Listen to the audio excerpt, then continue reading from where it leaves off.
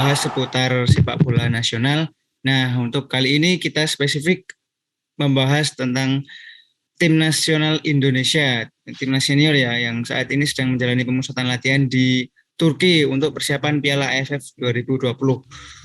Untuk membahas lebih jelas tentang timnas Indonesia, saya sudah bersama dua rekan saya. Di sini ada Unggul Tan Ngasorake. Say hi, Mas Unggul. Halo. Yeah. Nah, dan juga Muhammad Najmul Ula ini. Hai. Nah, ya. Ini kemarin kita sudah tahu ya, teman-teman Bola Sporters, bahwa timnas Indonesia telah menjalani 2 laga uji coba di Turki. Yang pertama melawan Afghanistan, kalah 1-0 ya tanggal 16 November 2021. Terus terbaru timnas Indonesia Arhan Sintayong ini menang cukup telak ya, 4-1 atas Myanmar. Yang ngegolin kemarin siapa aja? Irfan Jaya, terus si Ezra Walian, Ricky Kamboya sama Witan Sulaiman itu ya. Nah, sebelum melangkah membahas terkait pertandingan fullnya nanti, kita mau bahas dulu terkait starting line up yang diturunkan oleh Sintayong pada laga melawan Myanmar kemarin. Melawan Myanmar, Indonesia tidak bisa menampilkan Egy Maulana Fikri dan Elkan Bagot. Keduanya sudah kembali ke timnya masing-masing ya, karena harus bergabung dengan tim dan kemungkinan baru bisa balik lagi pas nanti Piala AFF. Menengok starting line up kemarin, jadi posisi Elkan digantikan oleh Alfreandra Dewangga dan posisi Egy digantikan oleh Irfan Jaya, kalau saya tidak salah. Benar tidak ini, Ula? Benar, Mas. Ya. Benar. Nah, dari starting line up itu gimana menurut Ula? Apakah sudah bisa berbicara banyak nih untuk persiapan Piala AFF? Starting line up tadi malam Sintayong kok tidak main-main ya, maksudnya tidak ada main dulu zaman sebelum kualifikasi kan dia menyembunyikan tim ya, nggak boleh disiarin, terus pemain juga diacakkan. Yang sekarang dia memainkan tim terbaik. Ya, tim terbaik tanpa Elkan dan Egy. Egy digantikan oleh sayap tertajam Liga 1. Elkan digantikan back dengan kaki kiri, dengan back tengah kaki kiri terbaik di Liga 1 mungkin. Iya. Alfreandra Dewangga, apalagi usianya masih muda kan. Di luar itu kan tidak berubah starting line up-nya. Artinya Sintayong memandang serius. Oh, kecuali Ezra Walian ya. Ezra Walian juga itu upgrade dari striker sebelumnya si Dedik Setiawan. Oh iya. Itu artinya apa? Sintayong tidak main-main dengan uji coba lawan Myanmar dan starting line up melawan Myanmar tadi malam digabungkan dengan Elkan dan Egy, saya kira bisa menjadi gambaran kita tentang tim utama Indonesia di Piala AFF 2020 2 minggu lagi. Itu Mas. Oke, terus kita bicara terkait masih starting line up ya. Ini dari ketajaman di sini saya masih belum, karena kemarin saya nggak melihat full match-nya ya. Jadi saya cuma melihat cuplikan-cuplikan ini golnya sama beberapa peluang. Ini seberapa optimal sih memanfaatkan Ezra Walian atau Dedik Setiawan ataupun Kusedi Haryudo sebagai ujung tombak? Gimana menurut Unggul nih? Sekarang Unggul. Ya, kalau ngelihat pertandingan semalam sih ya, sebenarnya kalau dibandingin Dedik Setiawan atau Yudo, Ezra kayak lebih cair gitu. Walaupun sebelum mencetak gol pun kan Ezra ngirim assist buat Ricky Kamboya ya. Jadi perannya lebih berfungsi lah istilahnya. Kalau di lini depan selain mencetak gol juga bisa lebih mobile pergerakannya, bisa menyisir pinggir lapangan lalu ngirim umpan ke Ricky Kamboya. Kalau dilihat Ezra mungkin bisa jadi pilihan utama Sintayong ya buat Piala AFF besok. Melihat dari permainan kemarin, kalau kita lihat juga di babak kedua Yudo begitu pas masuk nggak begitu maksimal juga mainnya.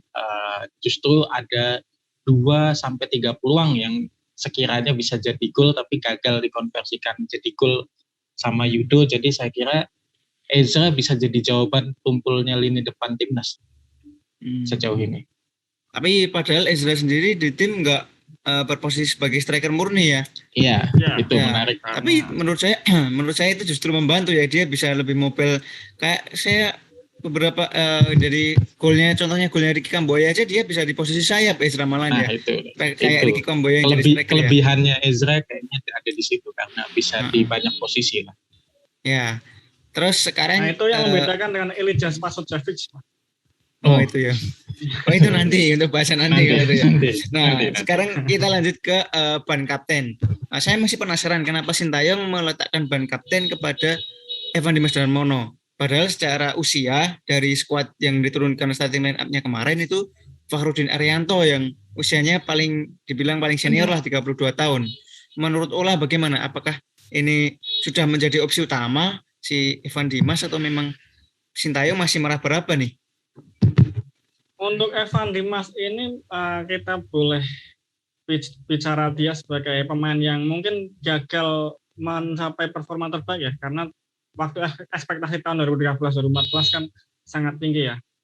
Tapi kenapa Sintayong tetap memilih kapten, dia sebagai kapten kan pas kualifikasi bulan Juni itu dia bilang ini Evan Dimas itu pemain satu-satunya yang punya pengalaman internasional di timnas setelah pandemi ya, timnas setelah liga tutup, setelah timnas vakum lama. Nah, mungkin Sintayong bisa melihat kualitas pengalaman dia sejak U18, pengalaman di level internasional. Tapi masalahnya, nah Evan Dimas itu juga ternyata terlalu sering diganti. Lawan Afghanistan ganti paling awal, lawan Myanmar diganti paling awal. Juga pas bulan Juni 3 pertandingan di Dubai itu juga kayaknya kalau tidak salah juga selalu diganti. Gitu. Nah, masalahnya dia memang levelnya di Bayangkara FC juga kayaknya tidak terlalu utama ya, masuk jadi pemain pengganti, kalaupun starter juga diganti gitu.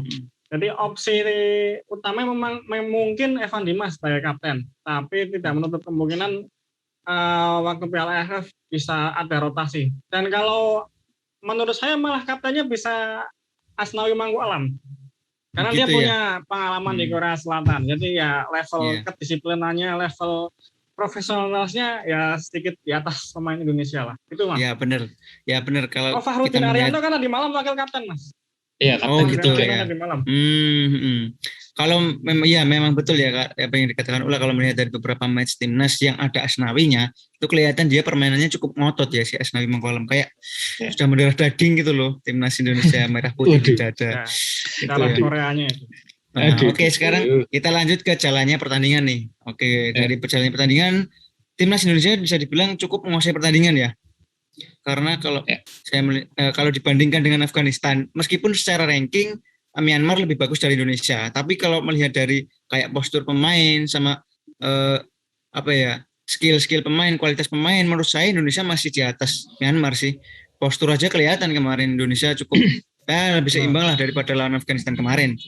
Nah, kita bicara jalannya pertandingan ini. Gol pertama didapatkan timnas ketika laga baru berjalan 5 menit, dan itu menurut saya cukup bagus sih proses golnya itu. Bisa-bisanya Ricky Kamboya tanpa pengawalan ketat ya, meskipun di gol tapi kan jaraknya terlalu jauh itu, tapi bisa mencetak gol dengan umpan yang juga cukup bagus dari Ezra Walian.